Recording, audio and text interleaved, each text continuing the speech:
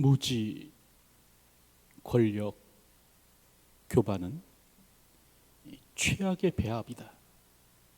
아랍의 속담입니다. 그런데 그 가운데서도 이 권력과 교만은 서로 잘 결합하는 것 같습니다. 그래서 권력자에게 나타나기 쉬운 속성이 무엇인가? 바로 교만이다라는 거죠. 까닭은 힘이 주어지기 때문에 그렇습니다. 임의로 주관할 수 있는 힘이 생기기 때문에 그런 거죠. 그래서 예수님께서도 그런 말씀을 하셨는데요. 이방인의 집권자들이 그들을 임의로 주관하고 그 고관들이 그들에게 권세를 부리는 줄을 너희가 알거니와. 여러분, 이처럼 권력의 속성은 무엇인가? 임의로 주관하는 겁니다. 그러니까 임의로 부릴 수 있는 겁니다. 그러다 보니까 오늘 보면 19절에서 말씀과 같이 그는 임의로 죽이며 임의로 살리며 임의로 높이며 임의를 낮추었더니 라는 일이 일어나게 되는 겁니다. 여러분, 여기서 그는 느부갓네살을 의미하죠. 느부갓네살이 권세를 가졌을 때 그는 사람을 임의로 살리기도 하고 또 임의로 죽이기도 하고 또 임의로 높이기도 하고 임의로 낮추기도 했다는 겁니다. 그리고 그가 이렇게 했을 때 사람들은 느부갓네살 앞에서 떨며 그를 두려워하였다라는 거죠. 이런 일이 있을 때 결국 느부갓네살은 교만케 되었다라는 겁니다. 20절 말씀을 보면 그가 마음이 높아지며 뜻이 완악하여 교만을 행함으로라고 말씀합니다. 여러분, 이렇듯 사람을 임의로 주관하는 힘이 생기니까 어떻게 되는가? 교만해지는 거죠. 여러분, 이처럼 서로 잘 결합하는 것이 무엇인가? 권력과 교만입니다. 마치 오존과 그 프레온 가스가 잘 결합하는 것처럼 이제 권력과 교만도 서로 잘 결합하더라라는 것이죠. 우리가 알다시피 그 산소 원자 세 개가 모여서 만들어진 것이 오존이죠. 그러다 보니까 이 구조가 매우 불안정합니다. 그래서 다른 것들과 이렇게 서로 잘 결합한다는 거예요. 특별히 냉장고의 냉매제로 쓰이는 이제 프레온 가스와 이게 잘 결합을 하는데, 사실 이 오존은요 보통은 그 농도가 높으면 사람에게 굉장히 유해합니다. 그래서 한여름에도 이제 오존주의보가 내리곤 하는 것이죠. 근데 이런 오존이 성층권에 있으면, 하늘 꼭대기에 있으면 이게 이제 자외선을 막아주는 역할을 하게 됩니다. 그래서 이게 보통은 유해한데 이 성층권의 오존은 사람에게 유익한 것이에요. 근데 이런 오존층을 파괴하는 것이 있습니다. 그게 바로 이제 프레온 가스다라는 거죠. 이게 이제 공중에 퍼져서 하늘로 올라가면 결국 오존과 결합하고 결국 오존층을 파괴하게 되는 겁니다. 이로 인해서 사람들은 이제 자외선을 쪼이고 피부암에 걸리고 하는 일이 생기게 되는데, 여러분, 어쨌든 이처럼 서로 잘 결합하는 것이 무엇인가? 이 권력과 교만 역시도 마찬가지더라는 거죠. 그러므로 권력자는 교만을 조심해야 합니다. 근데 오늘 본문을 보면 이 벨사살이요 그렇게 하지 못합니다. 이 권력의 속성인 교만을 다스리지 못하더라라는 거죠. 그래서 다니엘의 책망을 듣게 되는데, 지난주에 살펴본 바와 같이 벨사살이 이제 커다란 잔치를 열죠. 메대와 페르시아의 연합군과 서로 대치하고 있음에도 불구하고 귀족 1000명을 모아서 이제 잔치를 벌입니다. 이때 성경은 이제 천이라는 단어를 2번 사용함으로 말미암아 이때의 잔치의 규모가 상당했음을 우리에게 말씀하여 주십니다.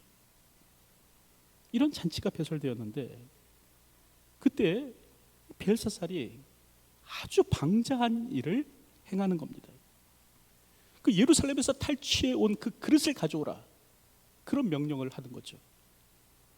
여러분, 여기서 예루살렘에서 탈취하여 온 그릇은 하나님을 섬기는 데 사용되는 그릇입니다. 하나님께 구별되어 드려진 거룩한 것이죠.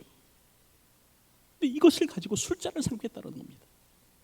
이것을 가지고 술을 마시겠다라는 거죠. 여러분, 이는 인간의 교만이죠. 하나님을 없이 여기는 태도입니다. 이는 이스라엘의 하나님을 모독하는 일입니다. 사람의 나라를 다스리시며 당신의 뜻대로 누구에게든지 그 자리를 주실 수 있는 이 하나님을 가벼이 여기는 그런 일입니다.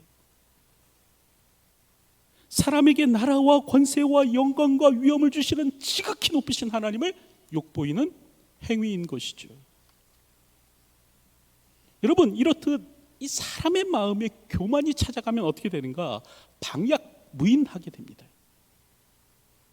여기서 방약무인이란 우리가 잘 아는 것처럼 곁에 사람이 없는 것처럼 행한다라는 그런 뜻이죠. 그 주변에 아무도 없는 것처럼 그냥 제멋대로 구는 겁니다. 근데 벨사살이 이와 같은 일을 한 거예요. 마치 자신의 주변에 아무도 없는 것처럼 사람의 나라를 다스리시는 지극히 높으신 하나님이 안 계신 것처럼 자기 마음대로 하면서 살아가는 겁니다. 여러분, 이처럼 교만의 특징 가운데 하나가 바로 방약무인입니다. 교만하면 다른 존재가 안 보이는 거예요. 특별히 하나님도 안중에 들어오지 않는 겁니다. 죽는 줄도 모르고 제멋대로 행동하며 살아가는 것이죠. 여러분, 녹내장이라는 병이 있죠. 이 녹내장은 그 눈의 압력이 높아지면서 시신경이 망가지는 병이라고 합니다. 그래서 점점 막 시야가 좁아지다가 결국에는 이제 아무것도 안 보이게 되는 그런 일이 일어난다는 거죠. 그런데 사람이 교만해지면 이와 같은 현상이 일어납니다. 오늘 우리가 교만해지면 우리의 영혼에 문제가 생기는 거예요. 그래서 점점 주변이 보이지 않게 되는 겁니다. 영적 시야가 좁아지더니 결국 하나님마저도 안중에 두지 않고 살아가게 되더라라는 거죠. 이 시간 나의 영혼의 상태는 어떠한지 한번 생각해 봤으면 합니다. 오늘 나에게도 이러한 영적 현상이 일어나고 있지는 않은지, 내 시야가 점점 좁아져서 이제는 하나님마저도 눈에 들어오지 않는 그런 교만한 삶을 살아가고 있지는 않은지 한번 생각해 봐야 된다라는 거죠. 이처럼 오늘 본문을 보면 벨사살은요, 교만으로 인해서 방약무인하게 행합니다. 그럴 때 어떤 일이 일어나는가? 하나님의 손가락이 나타나서 왕궁 촛대 맞은편 석회벽에 글자를 쓰는 일이 있었다는 거예요. 메네 데겔 우 바르신이라는 글자가 새겨지게 되었다라는 것이죠. 여러분, 그랬을 때 바벨론의 지혜자들은 이 글자를 읽지 못합니다. 더불어 해석지도 못하는 거죠. 그래서 결국 이 다니엘이 불려오게 되는데, 여러분, 이때 사실 다니엘의 나이는 대략 80이 넘었을 것으로 계산이 됩니다. 그가 10대 때 이 바벨론의 포로로 끌려왔다면 지금은 거의 이제 80이 넘게 되는 것이죠. 그랬을 때 이 다니엘은 자신의 그 아들뻘 정도 되는 이제 벨사살에게 말을 하는 겁니다. 벨사살이여, 왕은 그의 아들이 되어서 이것을 다 알고도 아직도 마음을 낮추지 아니하고 라고 말하는 겁니다. 여기서 다니엘은 이 벨사살에 대해서 하대하지도 않지만 또 크게 존대하지도 않습니다. 그러면서 꾸짖는 거예요. 당신은 그의 아들로서 이것을 다 알고도 어찌 그 같은 일을 하는 겁니까? 책망하는 것이죠. 여기서 이것이라는 말은 느부갓네살의 일을 의미합니다. 느부갓네살이 교만하여져서 완악하게 행하다가 그만 왕위의 자리를 빼앗기게 되는 겁니다. 그에게 정신병이 도져서 들의 짐승과 같이 이슬을 맞으면서 살아가게 되는 것이죠. 그러다가 지극히 높으신 하나님께서 사람의 나라를 다스리시며 당신의 뜻대로 누구에게든지 그 왕의 자리를 주실 수 있는 분임을 깨닫게 되었을 때, 이때 비로소 느부갓네살이 회복되게 되었다는 겁니다. 이 일을 알고도, 당신은 그의 아들로서 이 같은 일을 알고도 어찌하여 마음을 낮추는 일을 하지 않습니까? 이런 책망을 듣게 되는 거죠. 그럴 때 여기서 오늘 우리가 한 가지 또 기억해야 될 것은 뭐냐면, 여기서 그의 아들이라는 말은 여러분 벨사살의 부친이 느부갓네살이라는 말은 아닙니다. 여기서 그의 아들이라는 말은 그의 후손이라는 말이죠. 여러분 성경을 보면 사람들이 예수님을 향해서 다윗의 자손 예수여라고 그렇게 말을 하죠. 근데 이걸 원문으로 보면 다윗의 아들 예수여입니다. 그래서 영어 성경도 Son of David라는 말로 그렇게 번역하고 있습니다.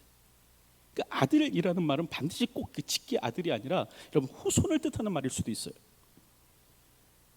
그러므로 오늘 본문에서 그의 아들 되어서라는 말은 무슨 말이냐면 그의 후손 되어서라는 말이에요. 그의 후손 되어서.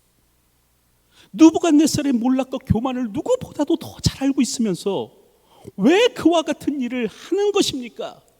지금 그런 이야기를 듣는 것이죠. 여러분 이처럼 사람은 몰라서도 죄를 짓지만 알고도 죄를 짓습니다. 이것을 다 알고도, 이것을 다 알면서도 왜 그와 같은 일을 합니까?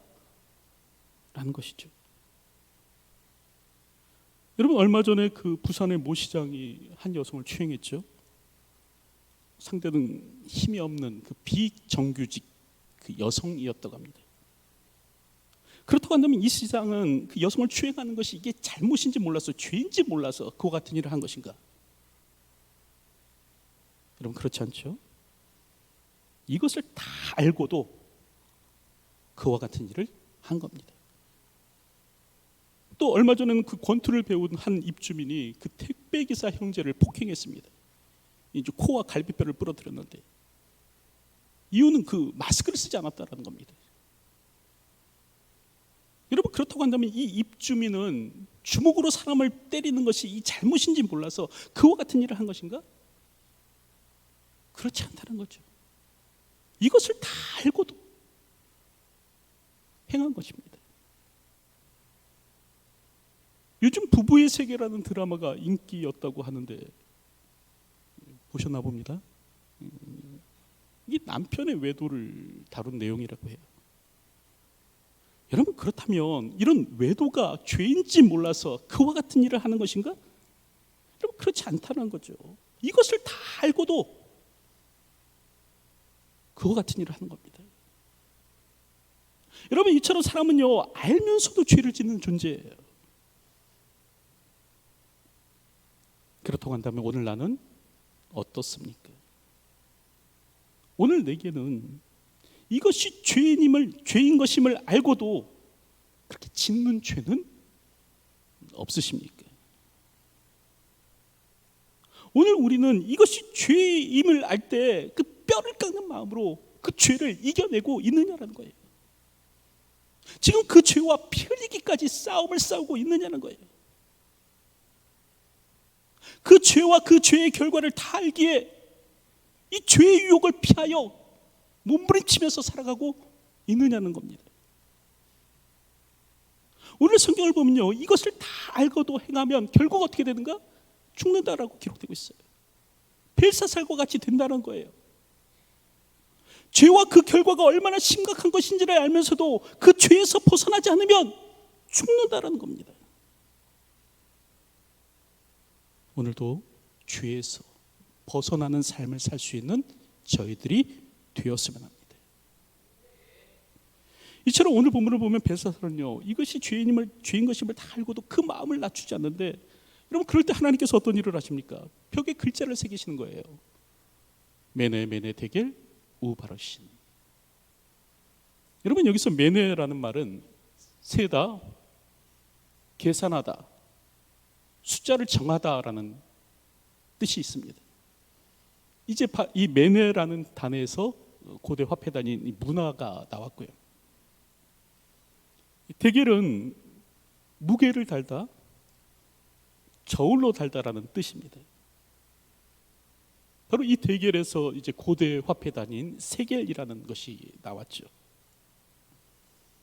그리고 우바르신에서 우는 그리고라는 뜻입니다. 그리고 바르시는 나누다라는 뜻이죠. 그러므로 메네메네 되길 우 바르시지란 무슨 뜻이냐면 세다, 달다, 그리고 나누다라는 그런 뜻입니다. 이 말을 해석해 보면 하나님께서 벨사살의 시대를 세고 계셨다는 거예요. 세고 세셨다는 거예요. 그리고 달아보셨다는 거예요. 그랬더니 부족함이 있더라는 거예요. 그래서 나누기로 결정하셨다라는 거죠. 다시 말하면 바벨론에 대한 심판에 대해서 하나님께서 말씀하고 계시는 것이더라라는 겁니다. 여러분, 이처럼 우리 하나님은 어떤 분이신가? 우리 하나님은요, 세시는 분이십니다. 그리고 달아 보시는 분이시죠. 그럴 때 부족하면 나누시는 분이시더라라는 거죠. 물론 우리 하나님은 구원의 하나님이십니다. 오늘 우리를 살리시고 건지시는 하나님은 우리 하나님이시지만 성경은 동시에 오늘 우리에게 무엇을 말씀하시는가? 세상의 심판주 되시는 분이 그분이시다라고도 말씀하는 겁니다.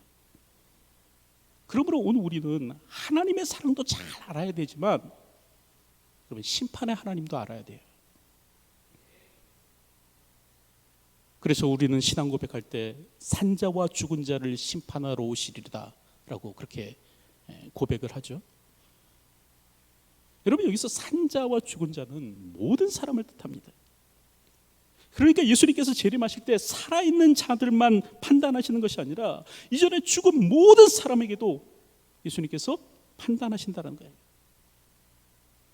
계시록 20장 12절의 말씀을 보면 또 내가 보니 죽은 자들이 큰 자나 작은 자나 그 보좌 앞에 서 있는데 라고 말씀합니다. 죽은 자까지 포함해서 모든 사람이 하나님의 심판의 보좌 앞에 서게 된다라는 것이죠. 그러므로 오늘 우리는 경건한 두려움을 가지고 살아야 됩니다. 하나님을 만홀히 여겨서는 안 되는 것이에요. 오늘 우리에게 주어진 구원의 은혜를 값싼 은혜로 전락시켜서는 안 된다는 것이죠. 기독교의 복음이 은혜의 복음이다 보니 사람들이 자칫 오해합니다. 이 은혜의 복음을 오해해서 자칫 방탕하는 삶을 살아가고 또 때로는 방종하는 삶을 살아갑니다. 그랬을 때 로마서 6장 15절을 보면 바울이 뭐라고 편지하는가? 그렇게 편지해요. 그럴 수 없느니라. 그럴 수 없느니라. 그런즉 어찌하리요? 우리가 법 아래 있지 아니하고 은혜 아래 있으니 죄를 지으리요? 그럴 수 없느니라. 이런 바울이 그렇게 편지하는 거예요. 오늘 우리가 은혜 아래 있기 때문에 죄를 지어도 좋은가? 아니라는 거예요. 오늘 우리가 은혜 아래 살기 때문에 방탕한 삶을 살아도 되는가? 그럴 수 없다는 겁니다. 왜요? 하나님께서 오늘 우리를 달아보고 계시기 때문에 그렇습니다. 하나님께서 오늘 우리를 세어보고 계시는 거예요. 그래서 예레미야서 16장 17절의 말씀을 보면 이는 내 눈이 그들의 행위를 살펴봄으로 라고 말씀합니다. 하나님께서 살피신다는 거예요. 살펴봄으로. 그들이 내 얼굴 앞에서 숨기지 못하며 그들의 죄악이 내 목전에서 숨겨지지 못함이라 라고 말씀합니다. 하나님께서 살피시는 관계로 숨기지 못한다는 거예요. 또 시편 139편 1절 이하를 보면 그렇게 말씀하죠. 여호와여 주께서 나를 살펴보셨으므로 나를 아시나이다. 주께서 내가 앉고 일어섬을 아시고 멀리서도 나의 생각을 밝히 아시오며 나의 모든 길과 내가 눕는 것을 살펴보셨으므로 나의 모든 행위를 익히 아시오니 여호와여 내 혀의 말을 알지 못하시는 것이 하나도 없으시니이다. 하나님께서 살펴보심으로 말미암아 다 아신다는 거예요. 알지 못하시는 것이 하나도 없다는 겁니다. 여러분, 이처럼 우리 하나님은 어떤 분이신가? 살피시는 하나님이에요. 살펴보심으로 말미암아 내 안에 감춰둔 깊이 감춰둔 그 마음의 생각까지도 내 혀의 말까지도 하나님께서 다 알고 계신다라는 거죠. 여러분, 그래서 그런 얘기가 있죠. 한 번은 어느 수도사가 제자들을 불러 모았다고 합니다. 그리고 각자에게 이제 새 한 마리를 줄 테니까 이걸 가지고 가서 아무도 모르는 곳에서, 아무도 보지 않는 곳에서 이걸 이제 죽여 가지고 오너라, 그런 말을 했다라는 겁니다. 그래서 제자들이 이제 저마다 이제 비밀한 장소에 찾아가서 사람들 없는 곳에 아무도 몰래 이제 이 새를 죽여 가지고 왔는데, 이 한 제자만큼만은 그 일을 하지 못하더라는 거죠. 그래서 까닭을 물었더니 깊은 지하로 내려가서 몰래 새를 죽여보려고 하였습니다. 그러나 그곳에도 주님은 계셨습니다. 그렇게 말하더라는 거예요. 그곳에도 주님은 계셨습니다. 그러더라는 겁니다. 여러분, 지하 깊은 곳, 아무도 없는 곳, 아무도 그곳에 살지 않는 곳 같이 보일지라도 여러분, 그곳에도 주님은 계신다는 거죠. 특별히 세어보시고 달아보시는 하나님께서 오늘 우리를 지켜보고 계신다는 겁니다.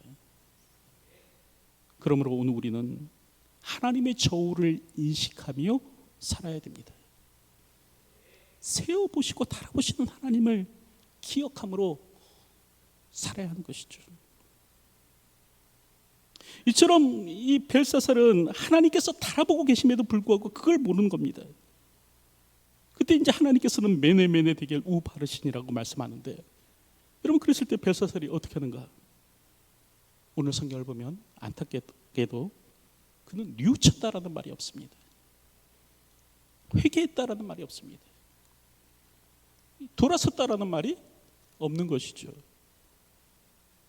여러분, 그 옛날 아수르는 이 요나가 하나님의 심판을 외쳤을 때 굵은 베옷을 입고 제 위에 앉아서 회개했습니다. 그랬을 때 니느웨에 대한 심판이 멈췄어요. 그런데 벨사살은 그와 같은 일을 하지 않는 겁니다. 하나님의 경고에도 불구하고 회개하지 않는 거죠. 아주 전형적인 교만한 자의 모습이죠. 그러다 결국 죽음을 맞는 겁니다. 30절을 보면 그날 밤에 갈대아 왕 벨사살이 죽임을 당하였고 라고 하는 겁니다. 여러분, 하나님의 심판은 갑작스럽게 찾아오지 않습니다. 아무 경고 없이 찾아오지 않습니다. 물론 어떤 이는 갑작스럽다고 말하지만 여러분, 그렇지 않아요. 데살로니가전서 5장 4절의 말씀을 보면 형제들아, 너희는 어둠에 있지 아니하며 그날이 도둑같이 너희에게 임하지 못하리니라고 말씀합니다. 그럼 다시 말하면 영적으로 깨어있는 사람에게는요, 하나님의 심판이요 갑작스럽게 찾아오는 법이 없다는 거예요. 오늘도 더욱 깨어있음으로 이 땅을 살아가시는 분들이 되시기 바랍니다. 더욱더 근신함으로 이 땅을 살아가는 저희가 되어야 할 것입니다. 이제 말씀을 맺으려고 하는데, 여러분, 권력은 교만을 부릅니다. 그리고 교만하게 되면 어떻게 되는가? 첫째, 방약무인하게 돼요. 다시 말하면 하나님도 안중에 두지 않고 살아가는 사람이 되게 된다는 거죠. 그리고 둘째로는 이것을 알고도 행하게 됩니다. 죄와 죄의 결과를 알면서도 행하는 거예요. 그리고 셋째로 하나님께서 세고 계시고 달아보고 계심을 알지 못하는 겁니다. 그래서 대비치 않다가 결국 파멸에 이르게 되는 것이죠. 그러므로 오늘 우리는 깨어있음으로 살 수 있어야 되는 것입니다. 오늘도 주어진 삶을 살아갈 때 교만한 마음을 내버리고 근신함으로 이 땅을 살아갈 수 있는 저와 여러분들이 되시기를 주님의 이름으로 축원드립니다. 기도하겠습니다.